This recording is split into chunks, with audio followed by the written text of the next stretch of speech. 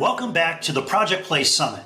We hope you enjoyed the opening night and live sessions this afternoon, including those hosted by our co-presenting sponsors, ESPN and TeamSnap. Now, the finale. 4 sessions rich with exclusive insights and information that can help stakeholders better serve children through youth sports. We'll be talking about how organizations can embed children's rights in sports, how coaches can help kids with mental health challenges, how to get your state to fund youth sports, and how government oversight can improve the state of play. Again, in each session, you'll see an ideas box where you can share your thoughts live. Please join us there as we dive deeper on each of these conversations. On social media, please use the hashtag ProjectPlay. To get us started, here's a reminder of what we owe all young people, the human rights they are born with, as reflected in the Children's Bill of Rights in sports. We have the right to play sports. Organizations should make every effort to accommodate our interests, to participate, and to help us play with peers from diverse backgrounds. We have the right to safe and healthy environments. We have the right to play in settings free from all forms of abuse, physical, emotional, sexual, hazing, violence, and neglect. We have the right to qualified program leaders. We have the right to play under the care of coaches and other adults who pass background checks and are trained in key competencies. We have the right to developmentally appropriate play. We have a right to play at a level commensurate with our physical, mental, and emotional maturity and our emerging athletic ability. We should be treated as young people first, athletes second. We have the right to share in the planning and delivery of our activities. We have the right to share our viewpoints with coaches and our insight to be incorporated into activities. We have the right to an equal opportunity for personal growth. Programs should invest equally in all athletes, free of discrimination based on any personal or family characteristic. We have the right to be treated with dignity. We have the right to participate in environments that promote the values of sportsmanship, of respect for opponents, officials, and the game. We have the right to enjoy ourselves. We have the right to participate in activities we consider fun and which foster the development of friendship and social bonds.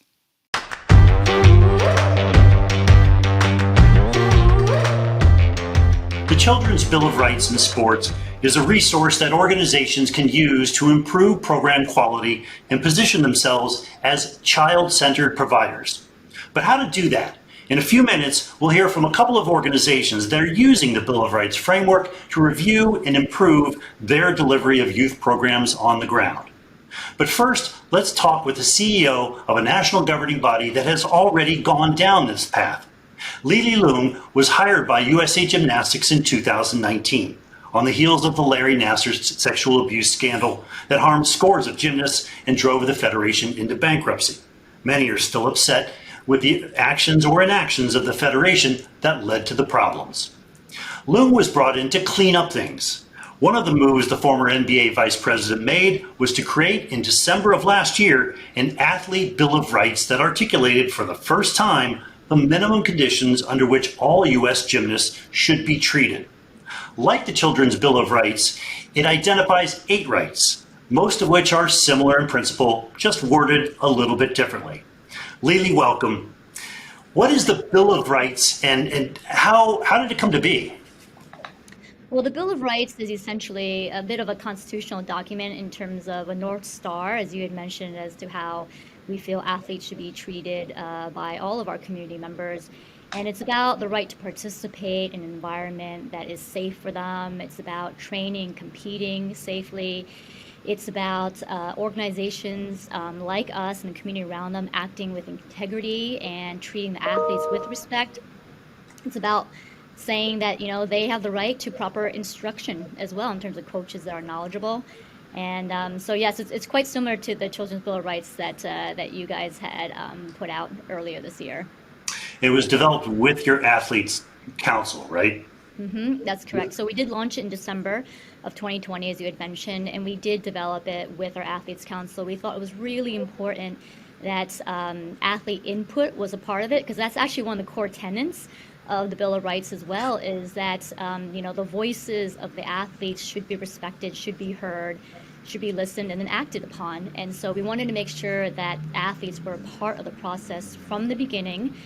We worked closely with them to develop this and to make sure that they had input throughout the process. So 8 rights, they're all articulated, and we'll show folks that in the chat.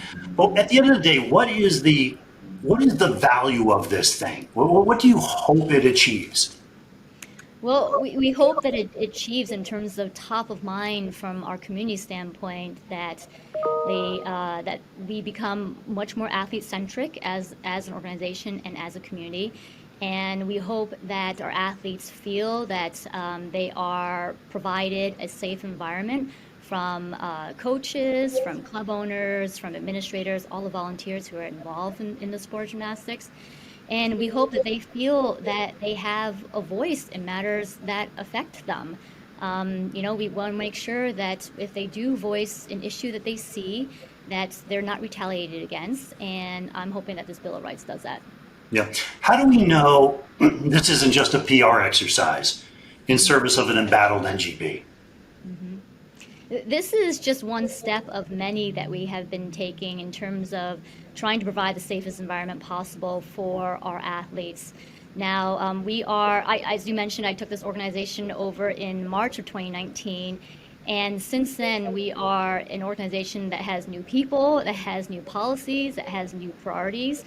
And one of which is we have created a whole new mission statement, which is really focused on the holistic development of the athlete. So it's not just we're no longer about just the technical development of an athlete in the gym. We're really much more about holistically developing our athletes to best set them up for life, even beyond the sport as well. And so the Athlete Bill of Rights, as I mentioned, is just one step within many to ensure that we are providing the safest environment possible for our athletes.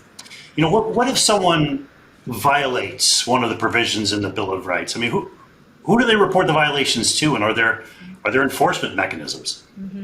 Yeah, when we wrote this Bill of Rights, one of the most important things was to make sure that it could be enforced to some extent, because what you don't want is that you write a document, you write a policy, and it's not enforceable. One of the most important things is that it is enforceable, and so it's got some teeth to it as well. And so when we were writing this policy, we wanted to make sure that all of the 8 tenets actually are drawn back or connected to a part of our code of ethical conduct.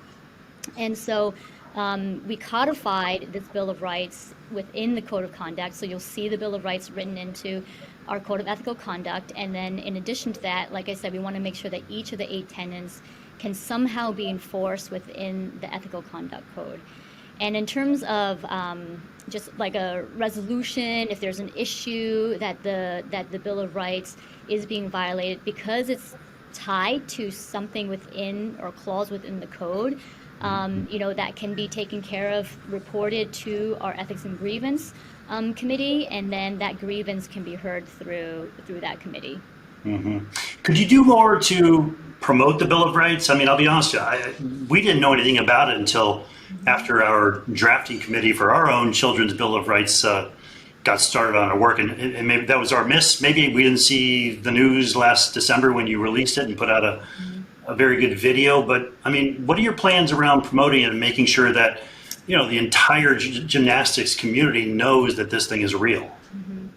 Yeah, so first and foremost, I mean, our obligation in terms of communication to, as well as when the Bill of Rights was drafted, is to send it out to our community basis. And so when we did launch it in December, and as you mentioned, the video, which hopefully we'll put a link in the chat to the video, is that we wanted to make sure that our community, first and foremost, that they were the ones who were seeing the Bill of Rights and really understanding the importance of it, and how to make sure that it is indeed enforced. And so, could we be doing more?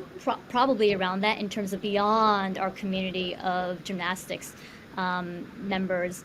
And so I think going forward, what we can do is push it out to the wider community outside of the USA Gymnastics membership base.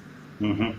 You know, there are countries where Olympic committees don't even fund elite gymnastics for youth, only grassroots, like community-based recreational stuff, because they believe the training that's required to get to the Olympic level, to get the top, violates or too easily violates the rights of children. You know, too much, too soon, and then it lends itself to abuse. So if the gymnastics community can't respond to the Bill of Rights and really make this the culture of gymnastics in this country, should elite gymnastics even be supported? No, I think it's a really interesting question from a philosophical standpoint. And I mean, the answer from my side is yes, I absolutely believe that elite gymnastics should be supported.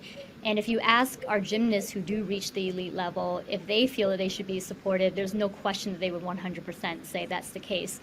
I think it's also important to note that you know, what we're seeing is a little bit of a shift within elite gymnastics in terms of the Olympic team that we just had recently compete in Tokyo. They're one of the oldest teams competing. And so we are seeing a shift that the length of a gymnastics career, it looks like it is lengthening, and that and reason for that, I believe, is the fact that the training is becoming more long-term and more sustainable from a physical standpoint. So, you know, there's no question in my mind that I feel elite gymnastics should be supported.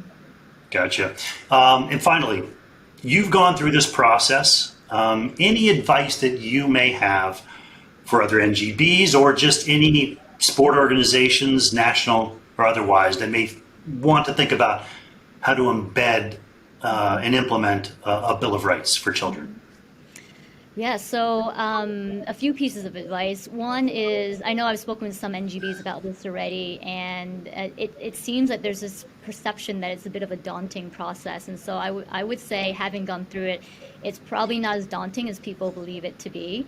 It is a way that, I mean, the Bill of Rights essentially is a way that all organizations should be treating their athletes. And so I don't think there should be a fear in putting together a document that basically is saying, hey, the community should be treating the athlete with respect and providing a safe environment for them.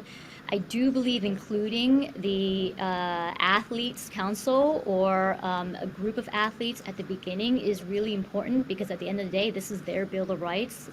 And as I said before, that the voice of the athlete is one of the core tenets of the Bill of Rights. And so I think it's crucial for their input to be in at the beginning. And as you were talking earlier, when we were talking about enforcing it, just to make sure, I believe it has to be codified somewhere, and it should be written in a way that is enforceable, that's tied back to some sort of policy with the sporting organization. Great. Well, Li, thank you for your time and best of luck on this. I mean, gymnastics is an extraordinary sport, the physical literacy, all the wonderful things that children can derive, boys and girls, from being engaged in the sport. So best of luck to you on, improving the culture and getting it to a place where it really deserves the interests of kids and families in the fullest way possible. Thanks, Tom. I appreciate the time. Thank you.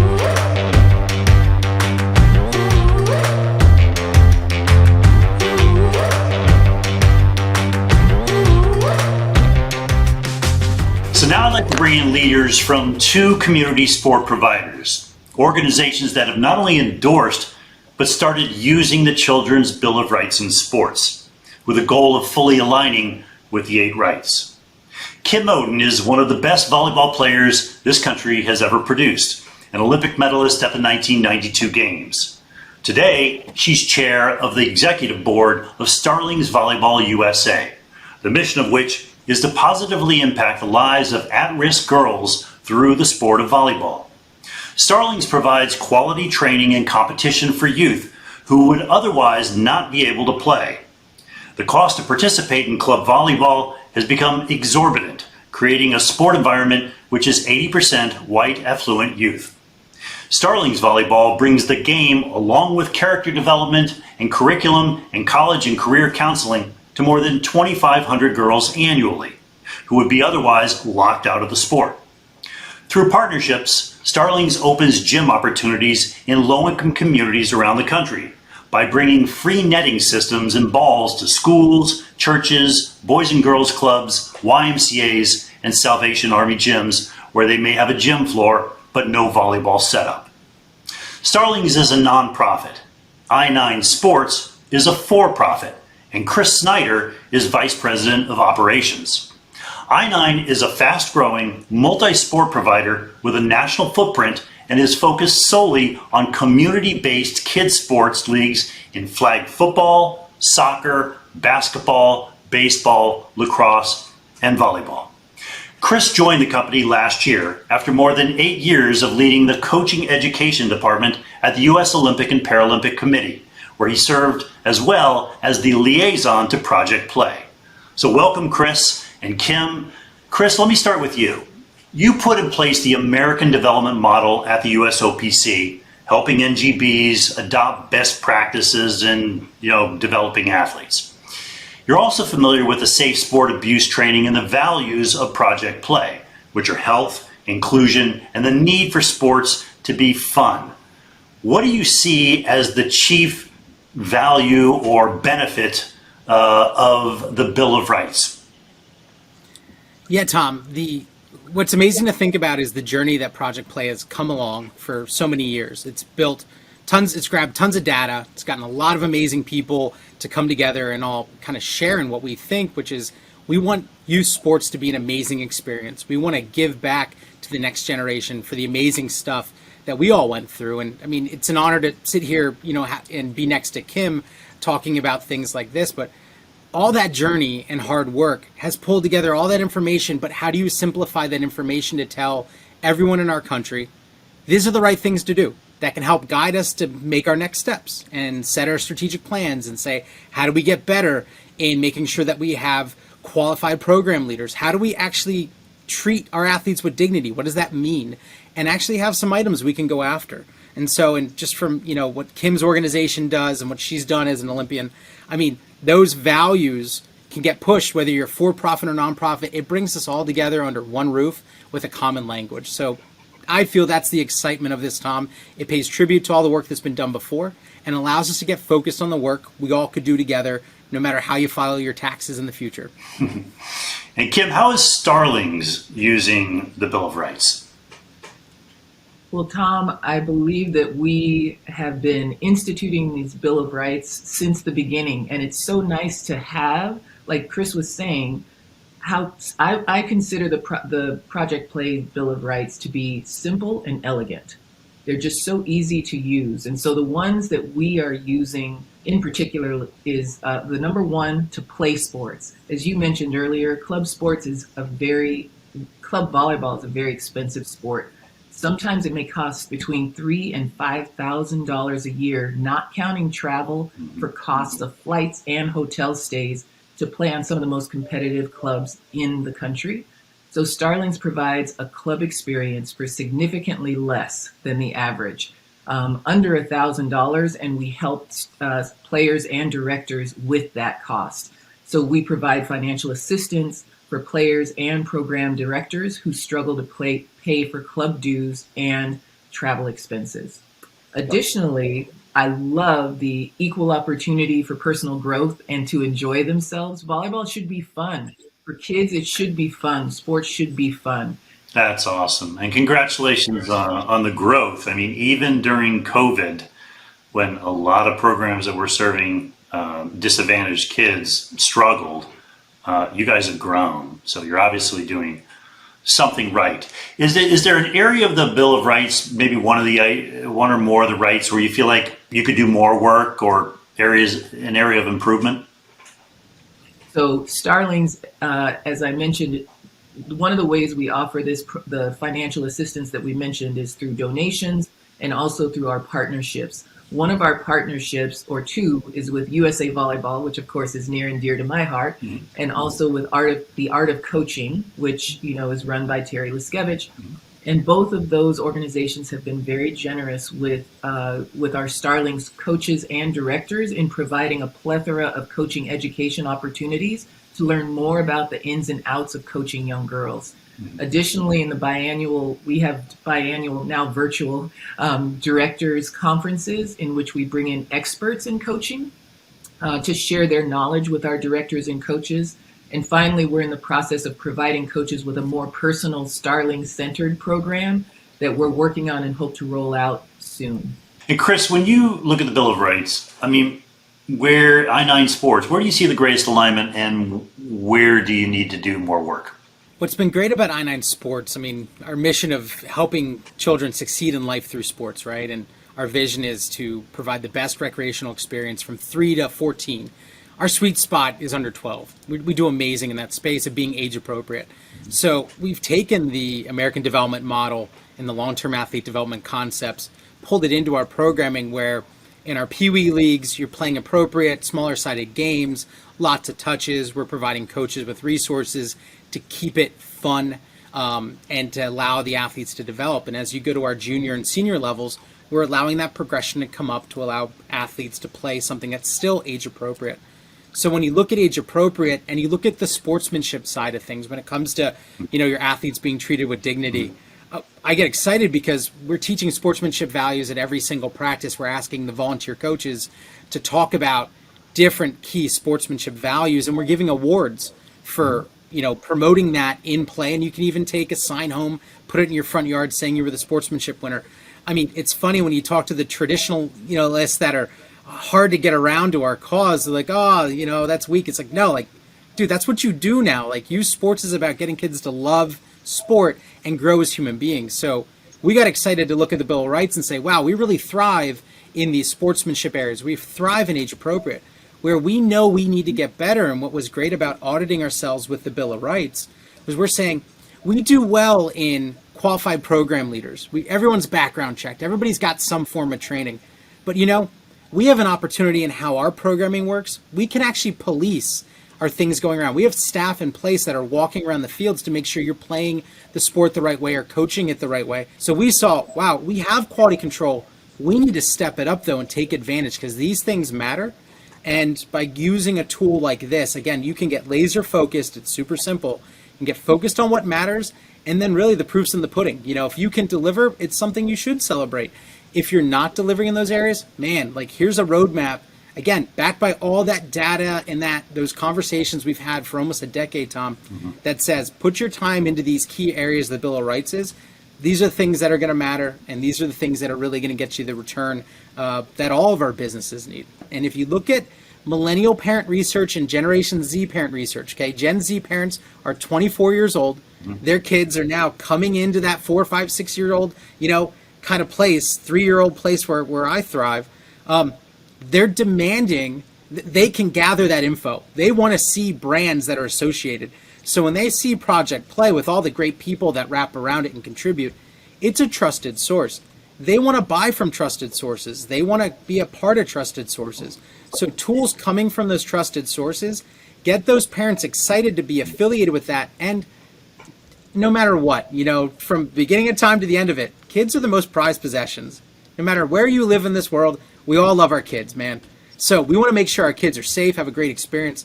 This kind of puts those millennial and Gen Z parents coming up the food chain, their demands right in line with what we know is going to be great for sport long term. We all love our kids.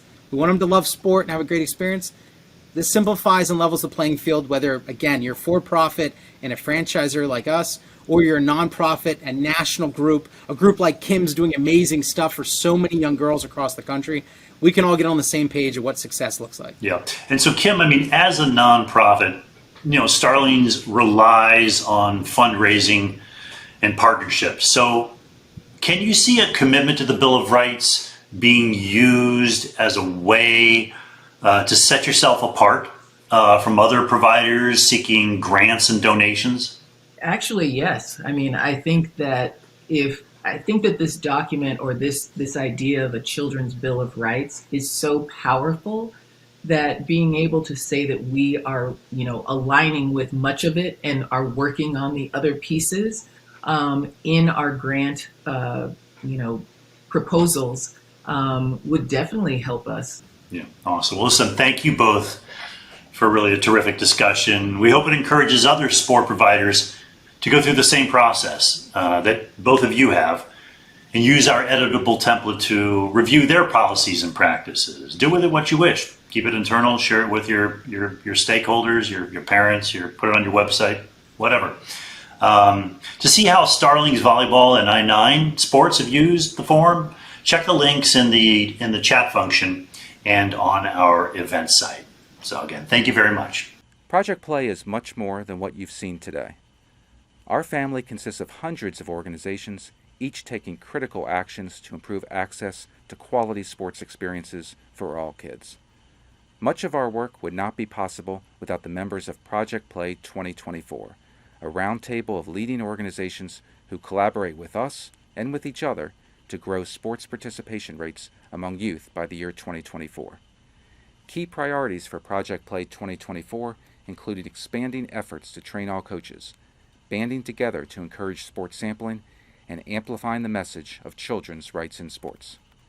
We also recognize this year's cohort of Project Play champions. These organizations have taken new, specific, and meaningful actions in their communities that align with one or more plays of Project Play's framework.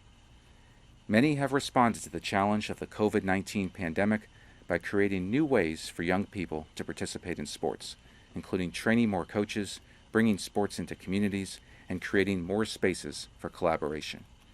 You can learn more about this year's class by visiting as.pn/PP Champions. And if you're interested in partnering with us, send us a message at sportsandSociety@aspeninstitute.org.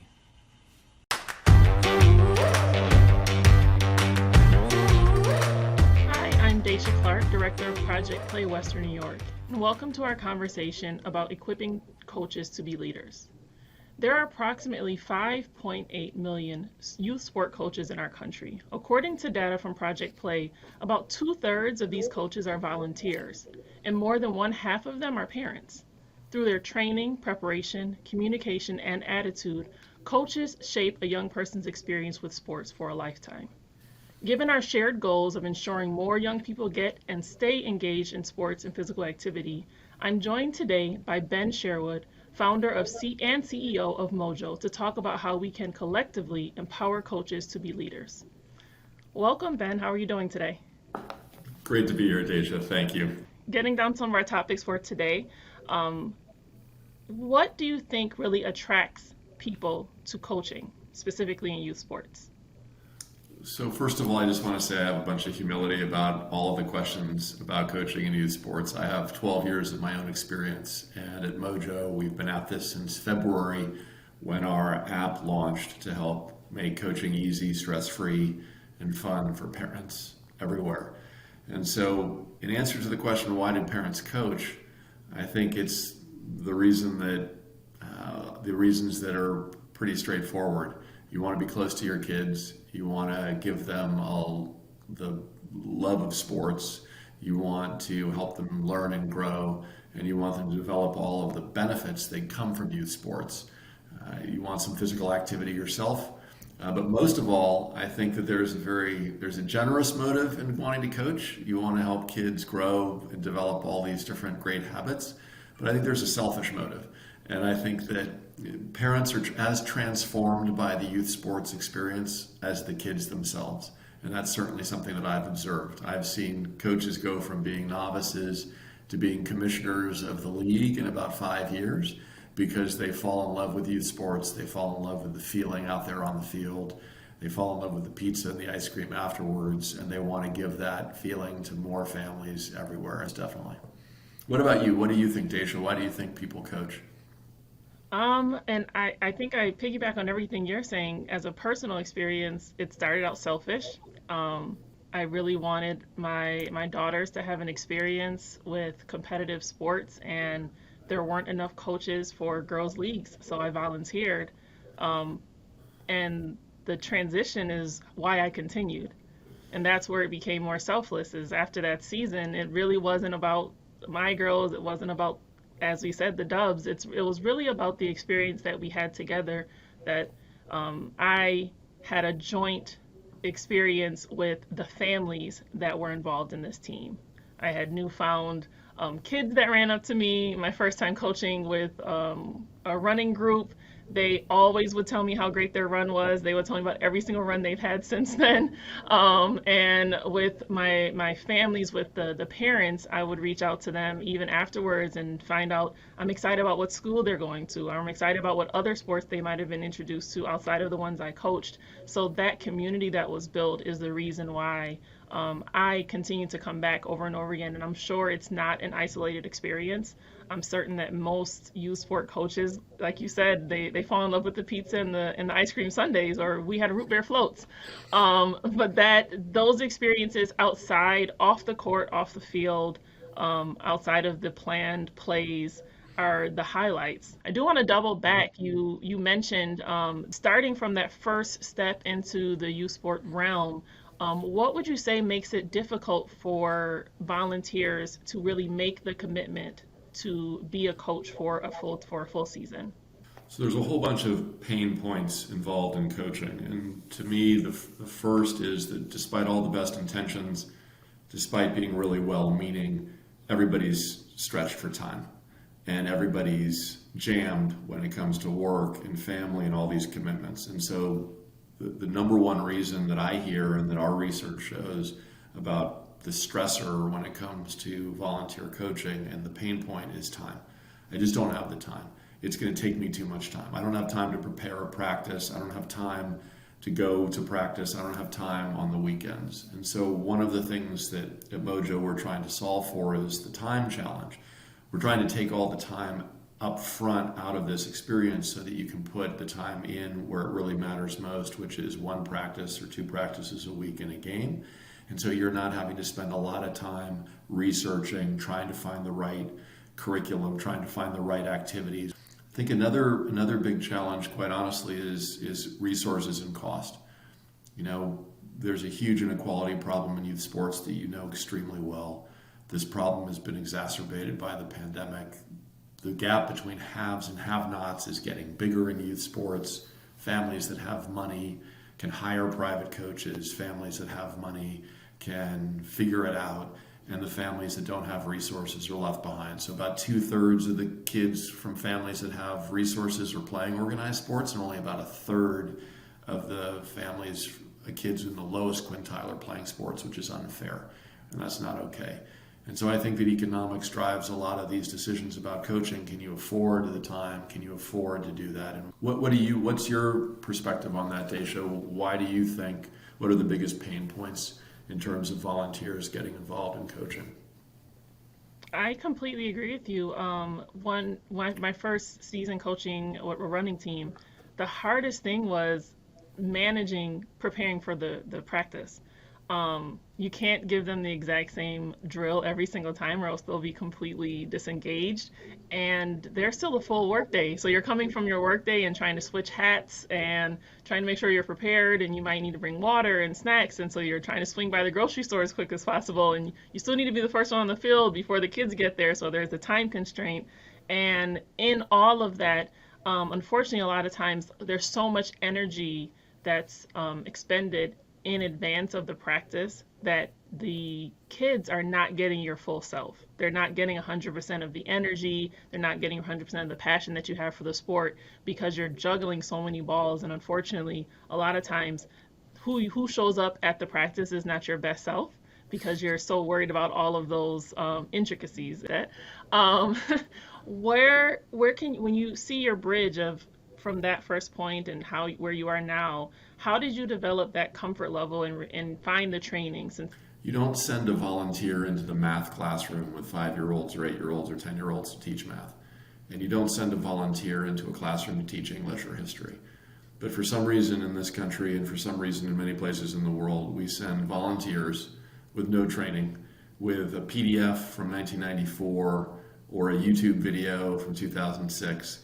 We send them out to the field to teach sports and to be coaches and to help kids in something that is crucial to their growth and to their development. And for some reason we think that's okay. And for some reason we think it's all right that's kind of Good luck to you. You'll figure this out. What did I do on my journey? I did what I did. I was a journalist for most of my life, Daycia, as you know, and I'm an investigative journalist when I was getting into the business. And so I just went out and I learned as much as I could, and I talked to as many experts as I could, and I've watched coaches who were really successful, and I watched a lot of videos, and I just did a lot of work. And I kept on thinking at every step with each new sport, oh, now I got to do basketball. Oh, no, I got to start from scratch. And now it's time for baseball. And now it's time for flag football. I kept thinking it's got to be easier than this. There's got to be a solution. There's got to be one stop shop where you can get all of this. And there isn't. And as you know, I come from Disney. I worked at the Walt Disney Company for many years, and one of my jobs was overseeing the Disney channels around the world. I worked with an amazing team to serve about 700 million families around the world with kids between the ages of 2 and 11. And I looked at all the thought and effort and leadership that Gary Marsh, the president of the Disney channels, and his team put into every single part of that journey for families with little kids who are 2 and 5-year-olds and 10-year-olds, and how 2-year-old boys and girls are different from 5-year-olds and 11-year-olds, and all this thoughtfulness and purposefulness. And I thought, what if we were to do that for youth sports? What if we were to try to build a resource for families on that journey with kids who are little and getting older and more sophisticated and growing? And what if we developed the most trusted resource for hundreds of millions of families around the world who love sports, who want their kids to play sports, but don't have anywhere to turn? They just have to make it up themselves. They have to figure it out themselves.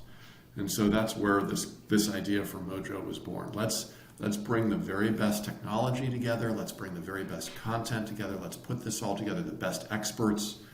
We're proud that we partnered as coaching research partners with Aspen to research and look at data to figure out what really are the best practices, what are the best ways to deliver a great coaching experience to kids of all these different age groups. From your experiences with youth sports, thinking about some of your previous youth sport coaches, what do you think it looks like to be a good leader as a youth sport coach?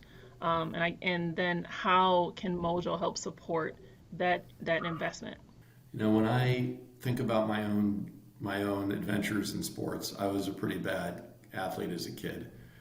I was afraid of the ball. I was just afraid of every ball. I was afraid of getting hit by a pitch. I was afraid of getting kicked. I was just afraid. And when I think about Mr. Franklin, who was my Little League coach on the Phillies, I think about a wonderful and warm person who didn't care that I struck out against the Reds with the game on the line, and who didn't care that I dropped the fly ball in right field when everything was on the line, and who believed that I was worth something even though I wasn't a very good baseball player. And I think that I extrapolate from that lesson from Dick Franklin, Mr. Franklin, who I still see around town and I still feel an incredible amount of debt to. I extrapolate from that the most important thing in coaching is to see the kid and to understand the kid and to meet the kid where the kid is. And then what you're really doing is you're coaching a kid first, and then you're coaching the sport. Thank you, Ben. I appreciate it, and thank you for taking the time to talk to us today. It's great. Great to be with you, and I'll see you soon.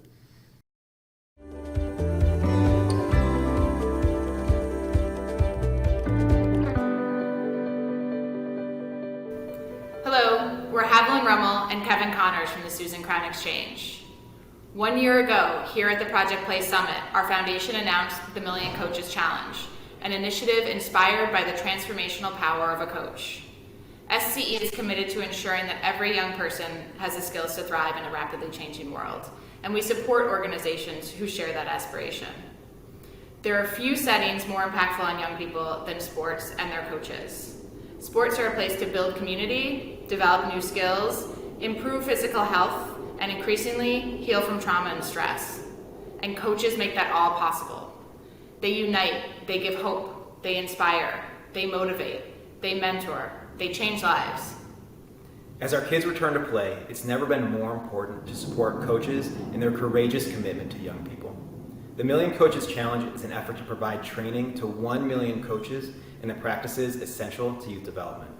And we're proud to partner with these 10 exemplary organizations to lead this foundational effort. Over the next 3 years, we're excited to collaborate with this cohort, highlight promising practices, and share our learning with the youth sports community. This cohort offers individual expertise and collective wisdom. So we believe in the power of a coach. We believe in the power of a trained coach. And together, we can build a future where all youth are equipped with the skills needed to thrive. Follow the journey at millioncoaches.org.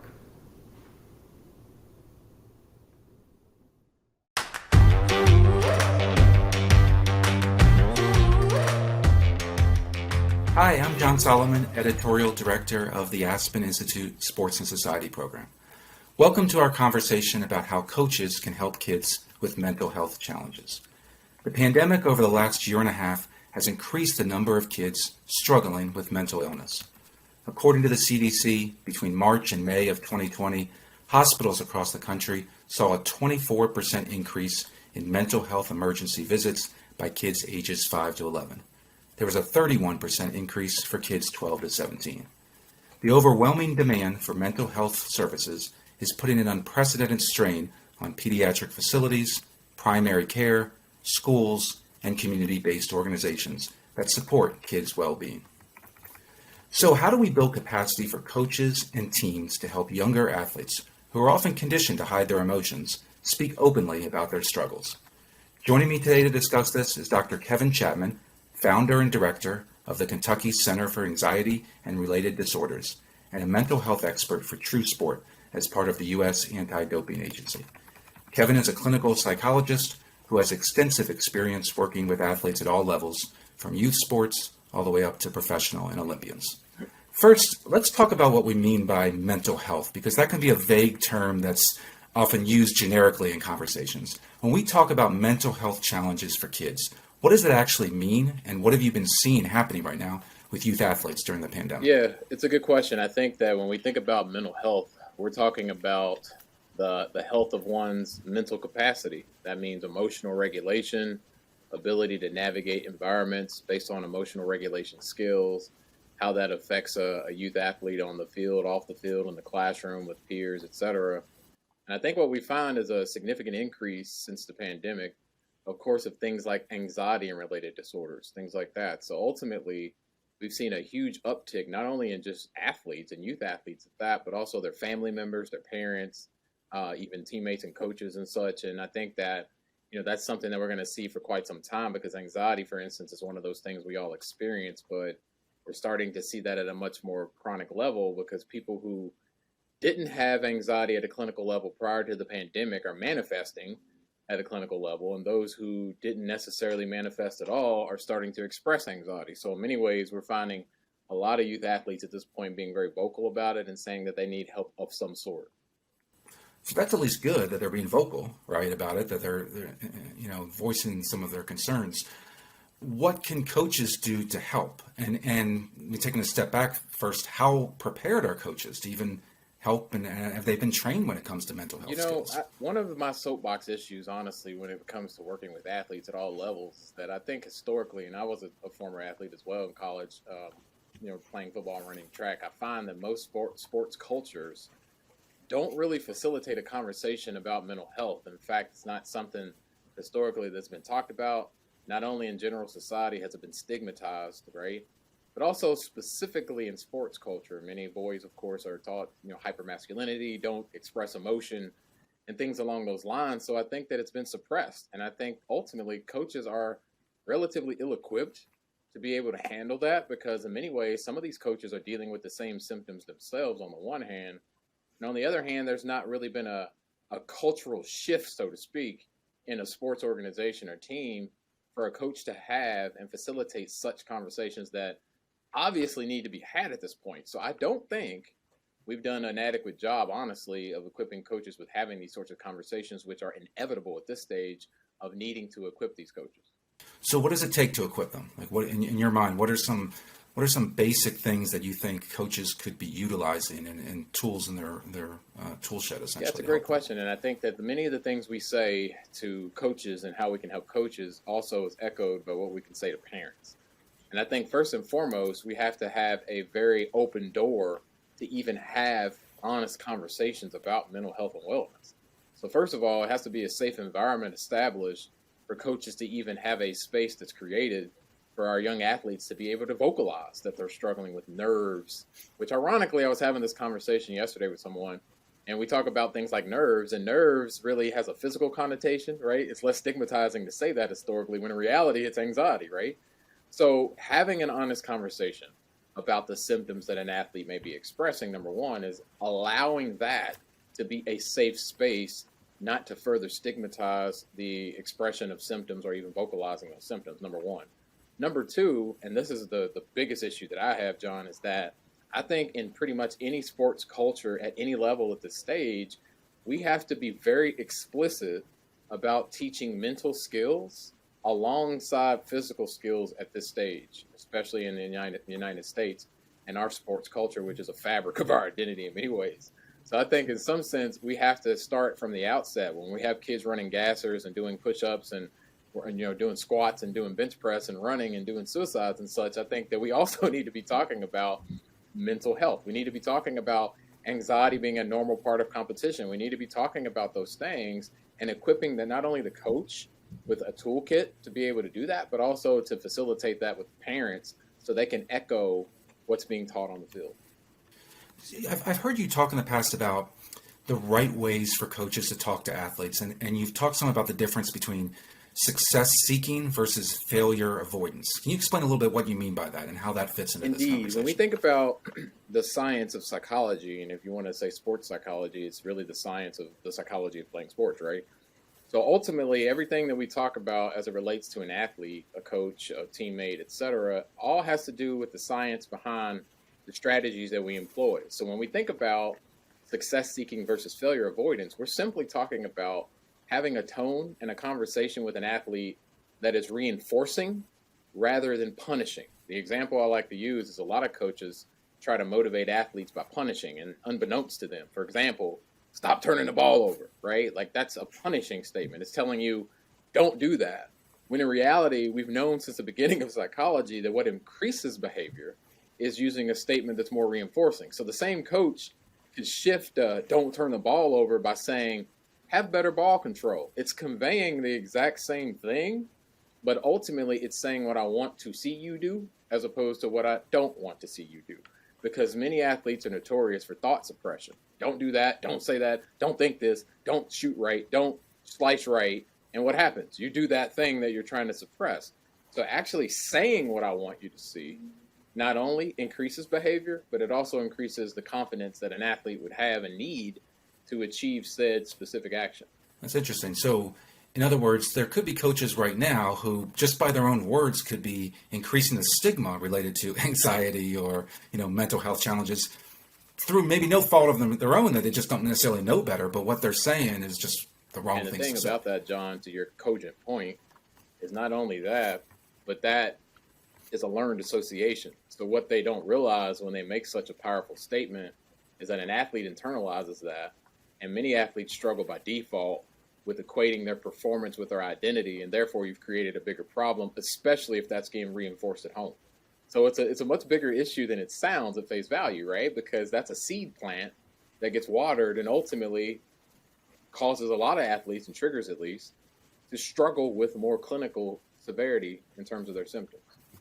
So, look, coaches, of course, will never be trained psychologists like you, right? I mean, but there's certainly, we agree, there's more they could be doing. What's a reasonable expectation of what they should be doing? Like, what are simple ways that they can get trained, or they can, take some skills from elsewhere to develop on their teams? Yeah, that's a terrific question. And again, if I had it my way, what I would say, John, you mentioned True Sport and my affiliation with True Sport. And I think that, just to be clear, one of the things I love about True Sport and why that I'm on the True Sport team is because we share the same mission and values in terms of what we want to do with athletes and what we want them to learn. Being an athlete is one of those things that is preparing you for life. Like I tell my family all the time that, being an athlete literally prepared me for what I'm doing today, and I learned so many skills. I say that to say that, yes, a coach won't be a psychologist per se, but I think there's a tremendous amount of resources out there, hence True Sport, where coaches can be trained on many different lessons and skill sets and things that they can infuse in their curriculum, quote unquote, on the field, on the court, on the pitch, or whatever sport it might be. So I think that when coaches are being trained, again, like continuing education credits, which is true for most professions, I think in many ways they have to have lessons that speak to leadership, communication, nutrition, right? Healthy play, right? Bullying, what is that? How not to do it? What are the things I can say to an athlete that would be reinforcements? What about performance anxiety, mental imagery? I mean, the list goes on and on and on and on and on. It's like an auctioneer. The point is that if you take all those ingredients, these are all things that are readily accessible to coaches. I just think that we have to do a better job from a top-down level at making them more aware. In fact, I'd argue that it needs to be mandatory. Can you estimate, again, just recognize it's a ballpark figure, but what percentage of youth coaches, high school coaches out there do you think are adequately trained in mental health skills? You force my hand, John, which I'm fine with. I'd probably say, 10 to 15% maybe. Wow. So it's very low. low. And I know psychologically minded coaches, John. I know a few, and they are exceptional. In fact, one of my mottos is the process leads to outcome. And that's what you see in elite level athletes is that they follow a process, which leads to the outcome, the scores, the wins, the points, et cetera. And the irony is the coaches that I know who are psychologically minded have very good outcomes. So say you're a youth sports organization out there, a high school out there, you're hearing this. But there's also the fact that, look, some coaches out there are really old school, and they don't necessarily want to adapt by incorporating mental skills training into their teams, or they don't have the time. How do we change that? How do we make sure they understand the value of this and that it's important or maybe even required, like you were talking about? Well, that's a great question. I think that, some people, there's a lot of psychology behind the question, right? So many people are going to cling to previously held beliefs. We call that the belief perseverance effect, despite overwhelming evidence to the contrary. So like you said, people are just going to be old school or OGs, if you will, and just stick to their guns, even if they're not working. So there's that piece. But on the other hand, I think that we have low-hanging fruit, John, at this stage in our country. We have all these high-profile athletes who have these really large platforms who are speaking out now and being very vocal about mental health, right? Like we can name countless athletes now and talk about it. So in many ways, it's one of those things where it's, if you don't see the value now, when are you going to see it? Because many coaches, unfortunately, wait until there's a huge problem. For instance, like athletes I've seen who, some of which have been suicidal as a result of things happening on the team, and coaches really don't do anything until they have to. So I think in many ways, it's really paying attention to the platform that's been established and recognize the truth about emotions that many people don't know. And that is we all have them, and they're all normal. And we all get angry when we play a sport. We all get frustrated when we play a sport. That's not the issue. The issue is, how do I respond to emotions so they can affect my outcome as opposed to inhibiting it? And I think when coaches can recognize how many athletes with big voices there are now talking about mental health, then they're going to be able to see that that's going to affect their program and make incredible, youth later. They'll become phenomenal adults off the field, but also it will lead to victories and outcomes and so on and so forth. So, yeah, I think we're really seeing a cultural shift when it comes to mental health in sports.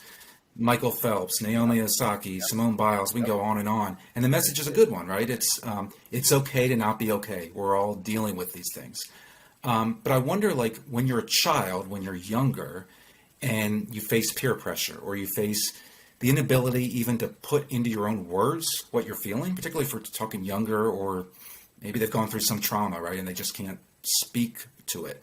Putting yourself out there like that may be different than a pro athlete.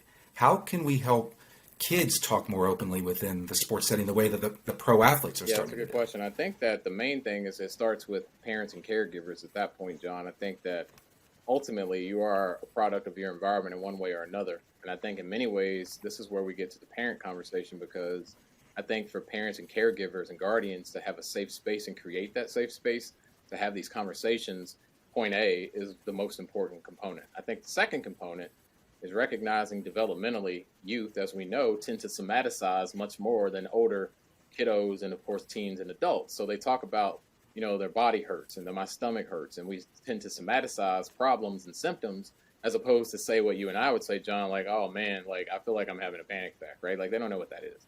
So I think ultimately talking about mental skills and being okay with that at a developmental level, talking about like body scans and talking about how those feelings are normal and how we can confront those feelings and how that will affect us in a very positive way. And we can make that work for us and not against us, and kind of explaining at a developmental level what those symptoms are, I think is a really useful way to help younger kids, and especially when their parents are on board. Last question. What is your, maybe biggest concern, and what is your biggest hope when it comes to mental health in youth sports? If we do things the right way, what might the outcome look like? But if we maybe keep going down this path, if we don't have enough people trained in it, what might be the consequences? I think that the mental health stigma will increase, and that we will see a lot more clinical cases if nothing is done about it. So if we continue to sweep things under the rug and do what I call damage control, or, John, what I like to refer to as an intervention versus prevention, then I think that we're going to see an escalation of mental health symptoms and clinical disorders in kids that we probably could have helped, right? So I think that if we continue to do that, we'll have an increased stigma, and I think we'll see a lot more clinical cases, which is what we're trying to prevent. Hence my second point. What I do hope for, and what I'm thinking is happening based upon the platforms we just talked about, is more of a preventative approach.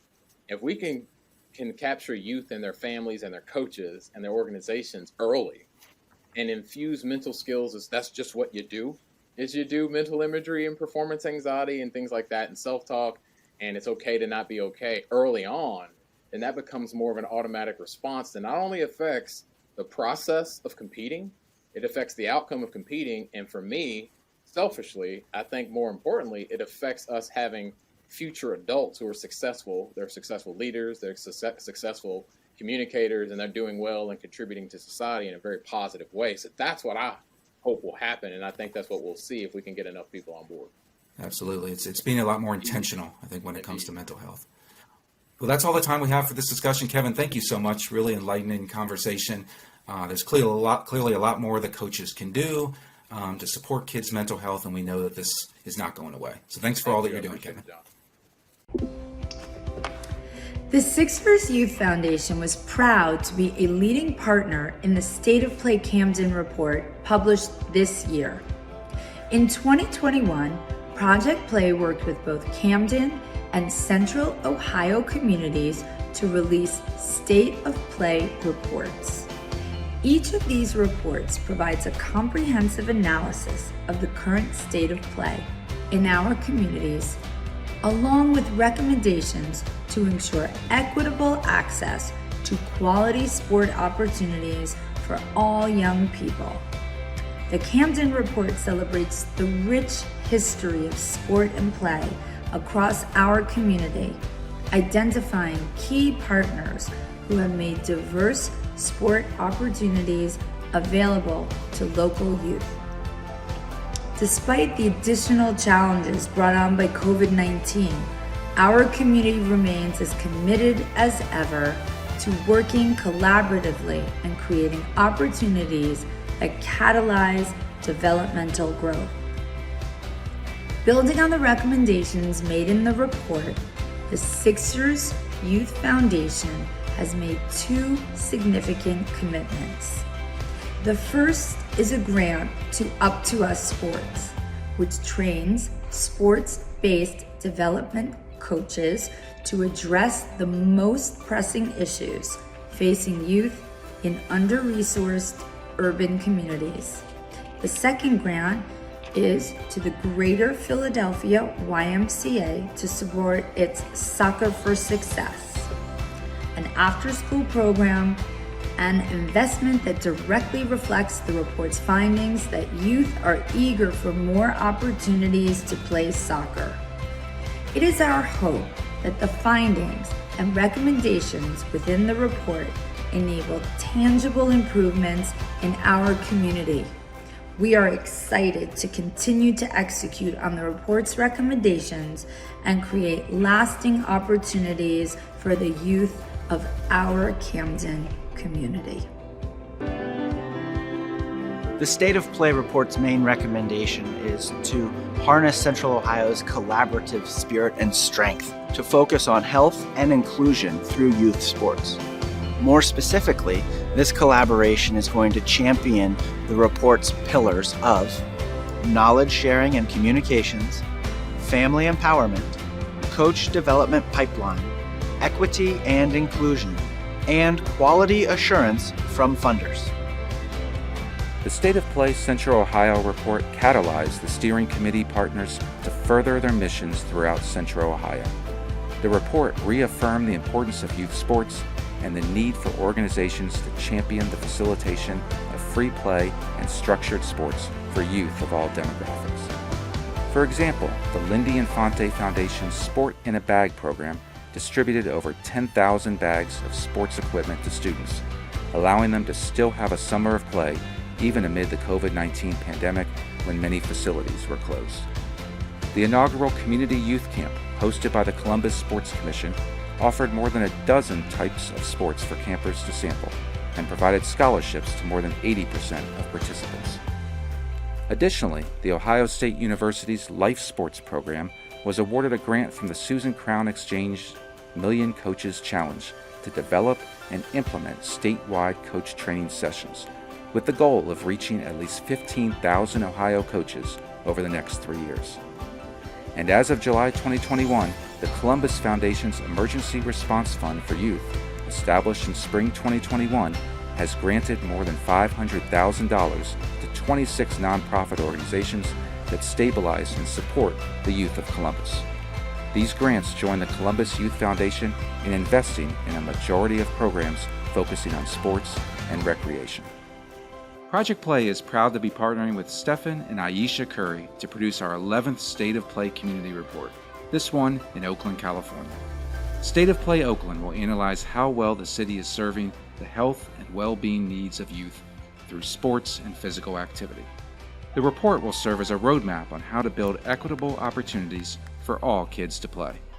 Stefan and Aisha Curry's Eat, Learn, Play Foundation is committed to unlocking the amazing potential of every child.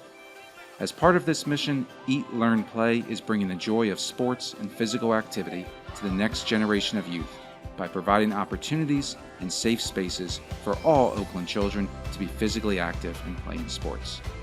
Project Play's shared goal with Eat, Learn, Play is to deepen our understanding of the state of play across Oakland and develop high-impact, strategic initiatives that will propel children to lead healthy and successful futures. All kids deserve the physical, cognitive, and social-emotional benefits that come from being physically active. State of Play Oakland will be released in the summer of 2022. To learn more about the communities in the Project Play network and our resources available to work with your community, visit projectplay.us/communities.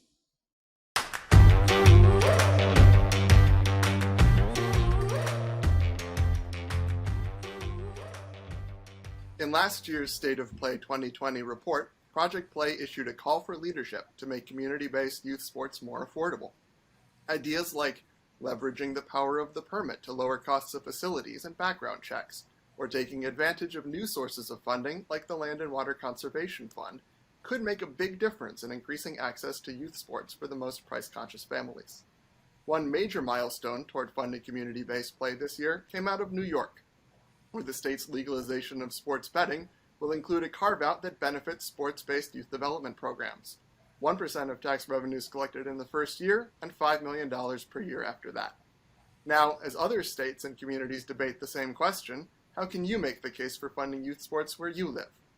We're joined today by Assemblymember Monica Wallace of Lancaster, New York, who is a key champion in Albany for including youth sports funding in New York's budget.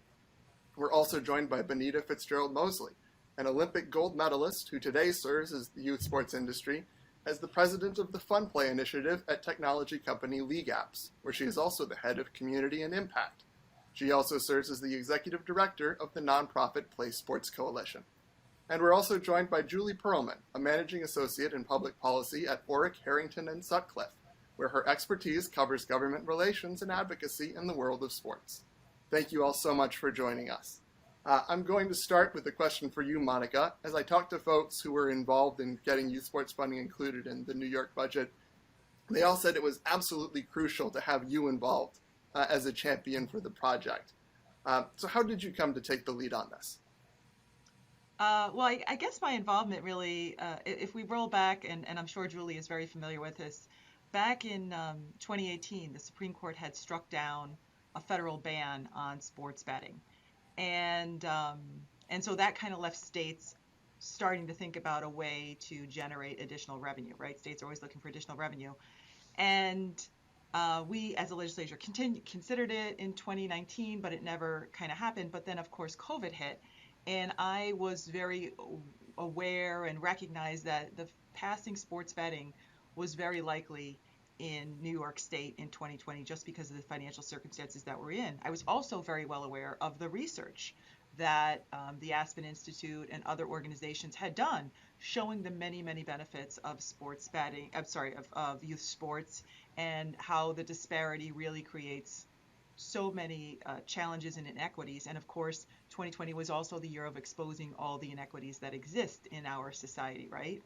And so it was sort of a confluence of all these things coming together where I kind of saw the writing on the wall and thought, this sports betting is going to pass. And if we're going to be passing it anyway, let's try to create a dedicated revenue stream that would allow us to do some good with this revenue and make sure that we're directing the revenue where it can do much good for future generations. And again, based a lot upon the research that the Aspen Institute and Project Play had already done. We know that debates around sports betting and around youth sports can get pretty heated and can get pretty broad. So what are some key things for someone organizing a youth sports advocacy campaign to keep in mind when they're forming their talking points? So when putting together talking points, I think the most important thing to keep in mind is the talking points should be concise and direct, and clearly identify the ask or the asks along with accompanying rationale for those asks. So Project Play has put together a tremendous amount of resources highlighting the benefits of youth sports as well as the lack of access for underserved communities. So it's just a matter of distilling that information down and turning it into something that's easily digestible and sort of punchy. Legislators hear from all different industries on a variety of different issues every single day. So it's important to create talking points that will allow you to effectively and efficiently communicate your position in a concise manner. Thanks. And I know, Monica, you'd be the first to say you couldn't get this done alone. And Benita, that's really where the Play Sports Coalition came in here. So I'm hoping you can tell us a little bit more about how it came together last year and how it was able to plug in to support this effort in New York State. We are all being adversely impacted by the COVID-19 pandemic. Many of the smallest nonprofit sports organizations are providing free access to sport to so many kids. Were shut down completely. They were the slowest to come back in many cases. And so, in bringing all of us together, working and really promoting the idea that sport needs to be preserved and identifying opportunities like in New York to band together and support the effort to create legislation or carve out legislation to get additional funding for youth sports was really, really important. Just like, the Olympics just added together to the official motto. So it's swifter, higher, stronger together. Our industry's best when we're all together, and the coalition really embodies that. And we're really proud to have been recognized as a Project Play champion in 2020, the Play Sports Coalition. Thanks, Benita. And I remember when this was going through the legislature in Albany, seeing a sign-on letter to the Speaker of the Assembly, or Monica, I apologize, I forget the leader of the State Assembly in New York. And it was signed by all of these sports-based youth development groups from New York State. And if I remember right, Play Sports and Fun Play had a key role in putting that together. That was the real key. In speaking with Assemblywoman Wallace, she spoke a little bit earlier about the importance of having stakeholders in the community, voters in that state or that municipality, speak out, send letters, emails, make phone calls to legislators because that's what's really going to move the needle and highlight and promote the idea so that they feel comfortable including it in the legislation. And so we were well positioned with almost 4,000 organizations nationally, many of whom are headquartered in New York State. quite a few in New York City, and quite a few, again, are these grassroots organizations that not only do we want to survive, but we want them to thrive and serve even more kids. And quite frankly, the up to maybe $5 million that is going to be going annually to these organizations is as much as all the grant funding across the country really that's going to youth sports organizations in total. So we're essentially doubling that in just one fell swoop through the state of New York, which is just incredible. Assemblywoman Wallace, I mentioned off the top that in New York, 1% of tax revenues collected in the first year, and then $5 million after that will be dedicated to sports-based youth development programs. How did the deal ultimately come together? Was those the figures that you put in your first draft and it was smooth sailing all the way through? I think if I remember correctly, I was seeking 5% overall of the revenue, but it was really hard to pin down exactly how much revenue would be coming from youth sports. There were projections, but it wasn't really clear whether those projections would be accurate. And then also what were the figures on the needs specifically in New York. So, and then, of course, there's always sort of a dance at the end about, what the final language, but I was very happy with the result of 1% for the first year and then 5 million thereafter, because you're creating a dedicated revenue stream where none exists. And it's always easier to add one than it is to, it's always easier to add money to an existing stream than it is to create a stream. And one of the things I didn't mention is I thought it was absolutely imperative that we get that funding stream going when it passed and not try to do it after, because once the bill passed and the revenue was allocated elsewhere, it would be much harder because now you're pulling back from a different need in the state. So so the fact that we got at least a dedicated revenue stream, and I know I've already spoken to a lot of the folks about how important it is to keep good data on, how this money is being spent and whether it's having the impact that we intend, which I'm sure it will, so that we can make the case again that even more money would make more of an impact. And Benita, as I understand it, in New York, this new funding will be managed by the Office of Children and Family Services. How is the grant process being structured now that the funding is secured? Is Fund Play involved? We are helping advise the Office of Children and Family Services in New York to help identify the criteria for those awards and the grant process and how those program costs that are going to be included in those the grant. We want first and foremost for those organizations to be nonprofit organizations. That's the first criteria. We want them to not only provide sports opportunities, but also positive youth development outcomes for those youth as well, where they're improving the lives of those young people through the physical activity and sport, but also through positive social emotional skills, development of educational skills and outcomes.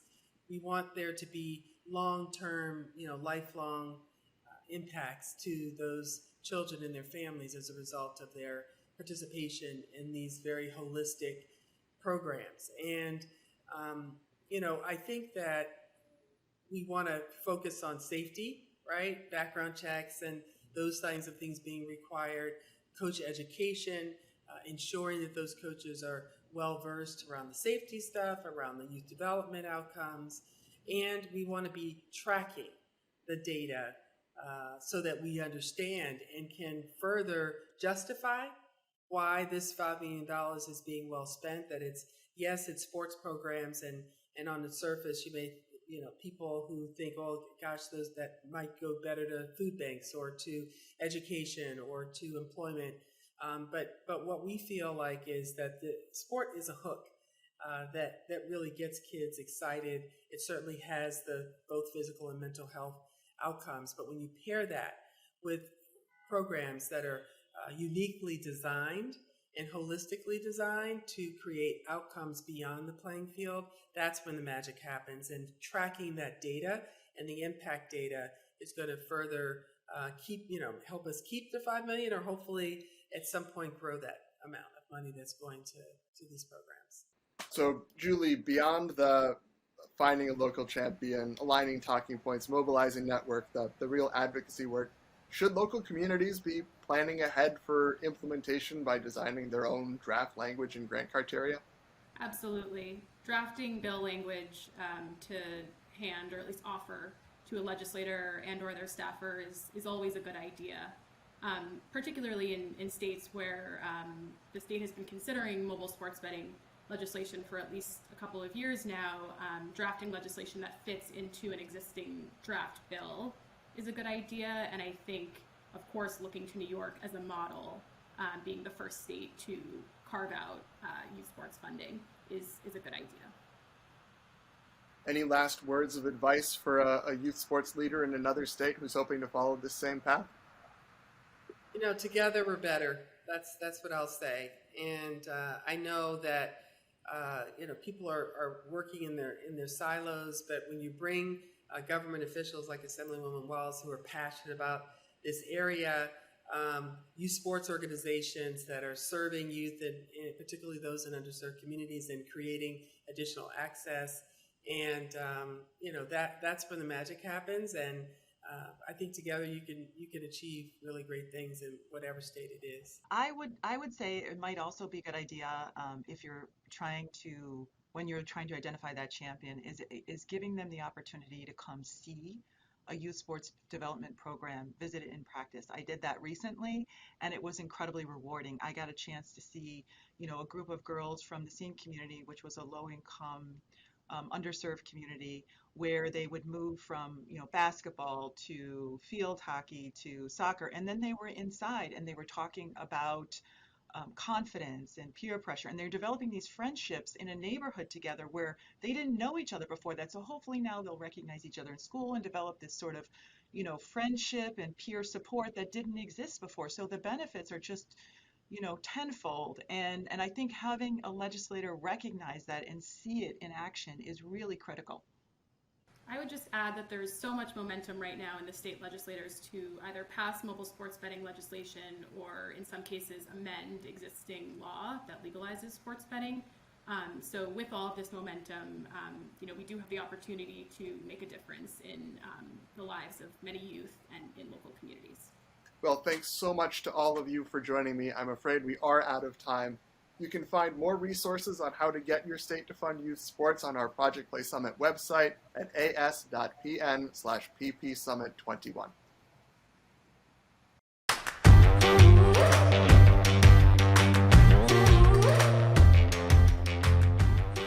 Hi everyone, I am Adriana Sanchez Pares. I am the former secretary for the Sports and Recreation Department for the Government of Puerto Rico. And welcome to our conversation today about what role the state governments can play in reforming youth sports. Some state legislators want to create commissions that study a laundry list of issues such as sexual abuse, abusive behavior against officials, coaches, children, training for coaches, unscrupulous practices by for-profit organizations, financial oversight of youth sports and sports costs for families. But where can really the state governments best help in balancing all those competing interests in this $30 billion youth sports industry, right? So joining me today, we have Barry Feingold, which is a state senator for Massachusetts. And we're going to talk about some interesting issues because following the collapse of Boston-based Legacy Global Sports, one of the nation's largest sports enterprises or youth sports enterprises, Barry proposed a bill for more oversight of the private youth in sports industry. And his proposal would create a 9-member commission to help develop guidelines for oversight while examining the costs for families in youth sports and the financial strains that youth organizations have faced during the pandemic. So Welcome, Barry. Thanks for joining us. Thanks, Ariana, for having me here today. All right, so let's get to it. First of all, explain to us what caused you to propose this bill. What are your hopes to accomplish? And specifically, what about what happened with Legacy prompted you or energized you to go over this idea? So as a parent of 3 children myself who have been involved with youth sports, club sports, I know the sacrifice that many parents and many youth make to be on these club teams and these youth sports teams. And I also know how hard many of these parents who work multiple jobs pay to have their kids on club sports. And when you heard this, that people were not going to get their money back, that the kids weren't going to have a season, it's almost like, who's accountable for that? Who can they go to ask about A, the refund, and B, what is going to happen to their kids' season? So when that happened, the light bulb went on and said, I think we have to look into this and see about doing something. Why you think this is the right moment to have the government be part of this bill? Well, I think like other legislation, this has been bubbling up. One of the things, like my son plays hockey in outside of Boston, Massachusetts. And I joke, but it's not as much of a joke as that we start before the professional hockey team, the Boston Bruins. I'm talking about our season. And then there's many years that we end after them. Now, I guess my question is, why are 9 and 10-year-olds playing so much hockey? And I think that needs to be answered. And like what recently happened with the NCAA with sponsorships and people using athletes in their names and the athletes not getting any benefit from it, there were so many different state legislators across the country that were filing bills. Finally, the NCAA said, okay, listen, we just have to allow this. So I think sometimes when the federal government does not set forth rules and regulations, it's the state that needs to step in and potentially put forward some legislation to look at this. Definitely. So have you had a lot of support from other state legislatures or the governor? How has it been received by also the sports organizations? Because I can tell you, based on my experience, it is not very well received within the sports organizations, but maybe your case could be different. Well, I would say it's very mixed. Okay. Every single parent has a story, and everybody has a story of a great experience and a bad experience. And there are some organizations, and we had a lot of people reach out to us saying that this is very much needed, and some organizations that said it's not needed. And I think what's hard is that people are always worried about there being overburden and too much regulation. But I think the one thing we need to ask ourselves is professional baseball, professional football, professional hockey, professional basketball are all regulated. You have the NCAA that regulates college sports. In Massachusetts, you have what's called the MIAA, the Massachusetts Interscholastic Athletic Association. So for all these people who are basically 14 years and older, they have a system where they're not, overtaxed, that there are certain regulations about how much they can play. But for our most vulnerable population, our youth, there's nothing. And when I look at that, to me, it doesn't make any sense. And before we get into more details about how this legislation might be perceived, I also wanted to touch on a point because oftentimes people associate the corruption problems and greed with maybe public office officials or public service, but this is not exclusive. Right. So how widespread of a problem do you think this greed and corruption is in the private youth sports market? And is the commission gonna be addressing that kind of issue, or is it gonna be only public or only private? I would say that the vast majority of club programs and youth programs are actually really good, I think that one of the things that they've done is they've really helped women sports, especially. I find with my daughter, who's a pretty competitive high school hockey player, that club has given her a lot of opportunity that might not have been available if there wasn't club. But the problem really comes into play when that profit is what really drives schedules. And when profit drives schedules, the question is that in the best interest of the athlete? You know, Wayne Gretzky, who's probably the greatest hockey player of all time, used to always tell us that, listen, when hockey season was over, I take my hockey bag, throw it in the barn or whatever they had back then at his house, and basically played other sports. And I was just talking to, one of the top hockey coaches, high school hockey coaches in Massachusetts, and he said, I look for the player who plays multiple sports. But now what you have is young kids as the early of 8 and 9 years old specializing in one sport. And as a result of that, we've never seen as many Tommy John surgeries for kids who play baseball. And once upon a time, there might have been a couple dozens. Now the majority of Tommy John surgeries are for our kids from the ages of 14 to 19. That's not right. And I think that is an example of us overusing, frankly, young people in sports. Here in Puerto Rico, we had the exact same problem about overload in play, not just like practice, but tournaments.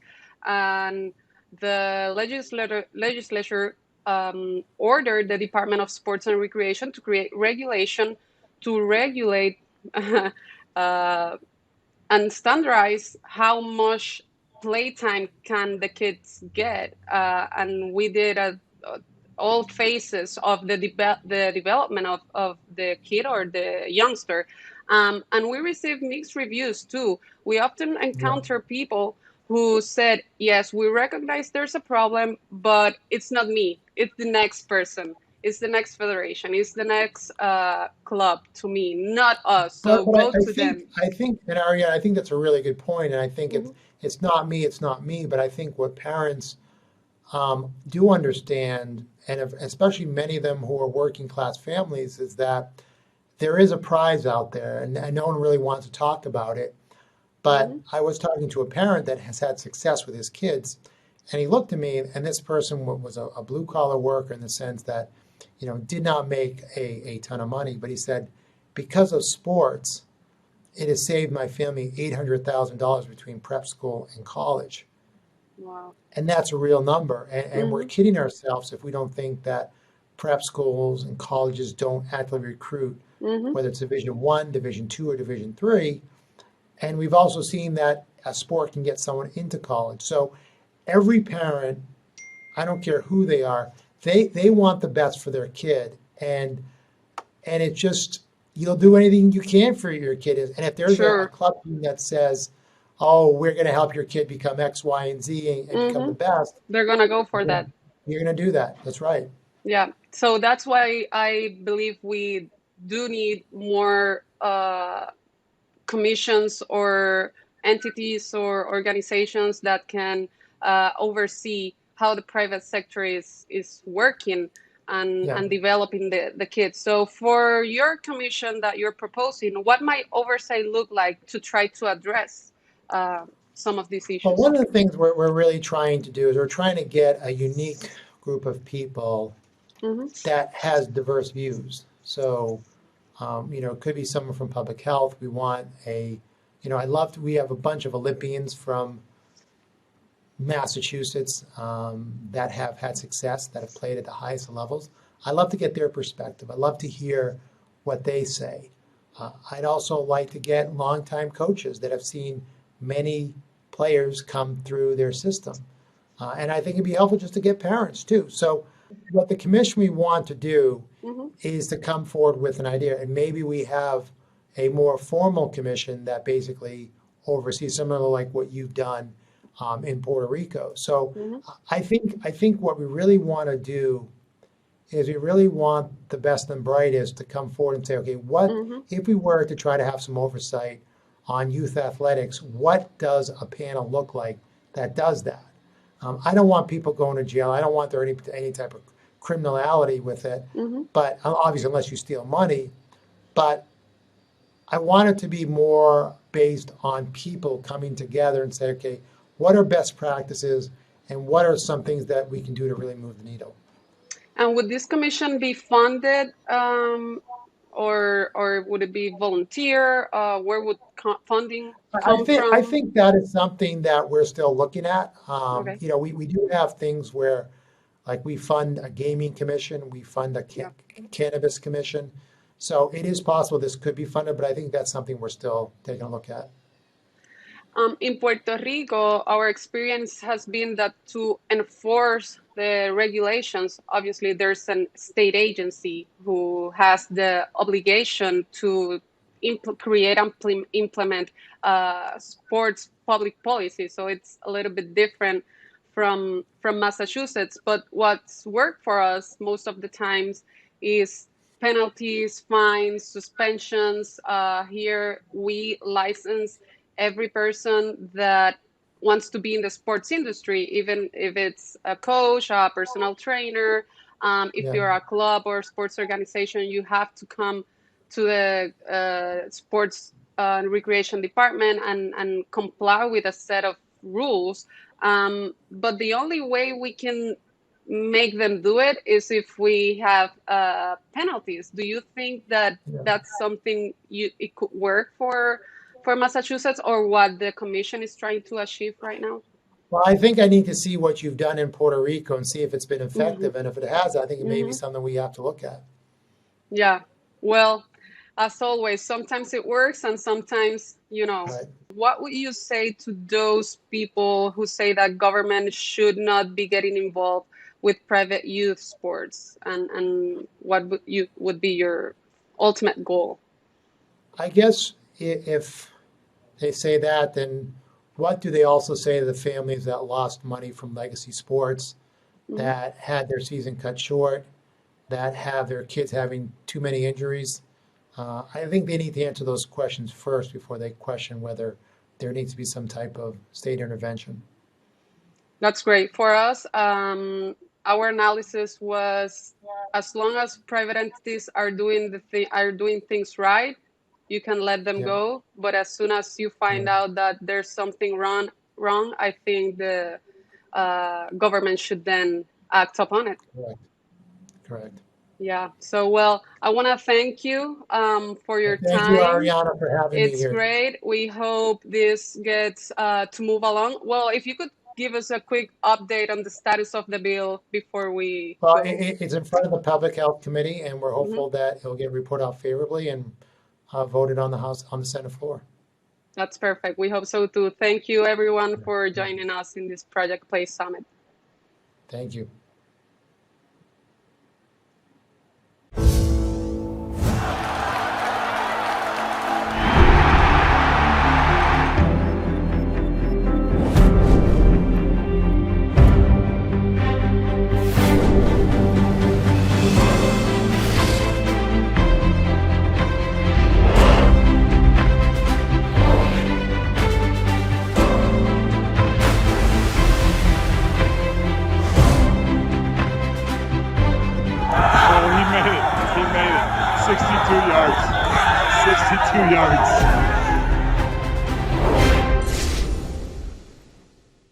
Well, that's it, folks. On behalf of the Aspen Institute Sports and Society Program team, I hope you enjoyed this year's Project Play Summit and learned a lot. We certainly enjoyed our time with you, the Project Play family. Again, I want to thank the sponsors of the summit for making all of this possible. Co-presenting sponsors ESPN and TeamSnap, as well as the Ralph C. Wilson Jr. Foundation, the Hospital for Special Surgery, Go-Go Squeeze, and Good Sport.